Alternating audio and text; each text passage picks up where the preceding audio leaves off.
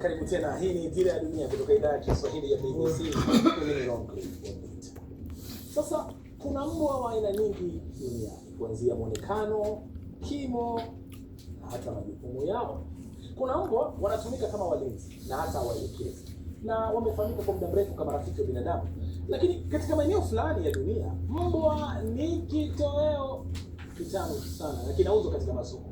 Nigeria inashikilia nafasi nambari 3 katika ulaji wa mbwa duniani.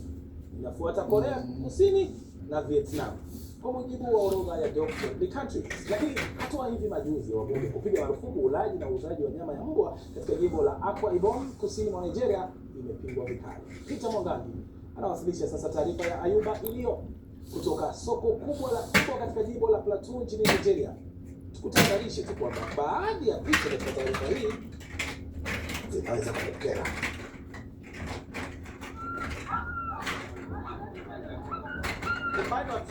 Kwa mbali inakaa soko la kawaida tu, lakini kiuhalisia huenda hili likawa soko kubwa zaidi la mbwa nchini Nigeria. Liko katika jimbo la Plateau, eneo la kati la Nigeria, na huvutia wanunuzi kutoka mbali sana. Hapa mbwa anaweza kuuzwa kwa bei ya kati ya dola 25 hadi 40 za Kimarekani kulingana na ukubwa wake. Kwa hiyo wanawapataje kwa hawa, na kwa nini biashara ya mbwa inazidi kukua kwa kasi hapa? Ukila nyama ya mbwa na kuna mtu ambaye anataka kukuwekea sumu, hawatafanikiwa. Kama unamtaka mwanamke fulani kimapenzi, unaweza kutumia moyo au ini la mbwa na kuchanganya na mambo mengine, kisha unaweza kumpata. Justina Likita ni miongoni mwa wanawake wanaojishughulisha na biashara ya mbwa hapa. Hiyo ndio mbinu wanayotumia kutafuta kipato.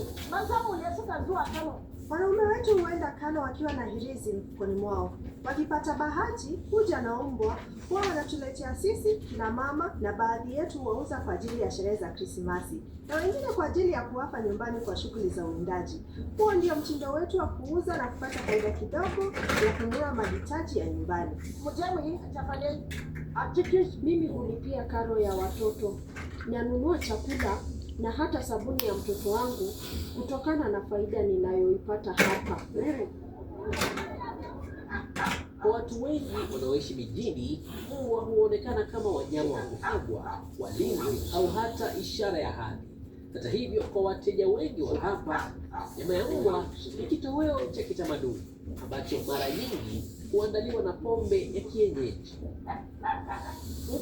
Ukila nyama hii utajihisi nguvu na utafanya kazi bila kuchoka. Nyama hii ni ya bei nafuu. Unaweza kuipata hata kwa naira 200. Kwangu hakuna kitu chochote kinachofanya nyama ya mbwa iwe forbidden. Katika mji wa Jos ambao ni makao makuu ya eneo hili, Frank Albadagri anasimamia utengenezaji wa banda jipya la mbwa wake katika mji mkuu wa jimbo. Amekuwa akiwatunza mbwa tangu utotoni. Kitu kimoja cha maana sana kuwa na mbwa ni kwamba hunipa hamu ya kufanya mazoezi ya mwili. Ndio maana nilichagua aina ya mbwa inayoitwa German Shepherd. It's sort of like a rehearsal. Kumfuga mnyama kipenzi ni kama mazoezi ya kuwa na familia halisi. Baadhi ya marafiki zangu hunitamia jinsi ninavyowatunza watoto wangu wa mbwa, kwamba kulea watoto haitakuwa shida, inakufanya uwe na utu zaidi. Wacha niseme hivi. It makes you more human. Let me put it down. Nigeria inadhaniwa kuwa nchi yenye kiwango cha juu zaidi cha ulaji wa nyama ya mbwa barani Afrika. Shirika la Afya Duniani WHO inakadiria kuwa kichaa cha mbwa, virusi vinavyoenezwa kwa njia ya mate ya mbwa walioambukizwa, huwa takriban watu 10,000 nchini Nigeria kila mwaka. The challenge usually comes. Tatizo la afya hutokana na maandalizi. Mbwa hawa mara nyingi hawauawi kwa njia ya binadamu, na kwa sababu hii mbwa anaweza kukushambulia wakati akijaribu kujikinga, na pia baada ya kuuawa. Njia za uandaaji hazizingatii usafi, unatumia mikono mitupu, kunaweza kuwa na maambukizi kutoka kwa mchinjaji. So the risk is very high. Wafanyabiashara wa mbwa wanasema wanahakikisha wanyama hao wanapata chanjo mara kwa mara.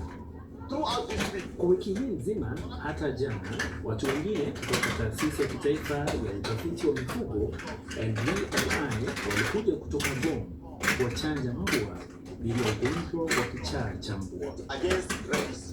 Daktari Mark ni msimamizi katika makazi ya wanyama wanaowekwa nyumbani na ni miongoni mwa maelfu ya Wanigeria wanaopiga kampeni dhidi ya ulaji wa nyama ya mbwa nchini humo. Anaamini mbwa wana umuhimu zaidi ya kuliwa. The dogs can help us. Mbwa wanaweza kutusaidia kugundua magonjwa kwa watu ambao wana changamoto kama vile kisukari, shinikizo la damu na degedege, na imethibitishwa kisayansi. Scientifically proven.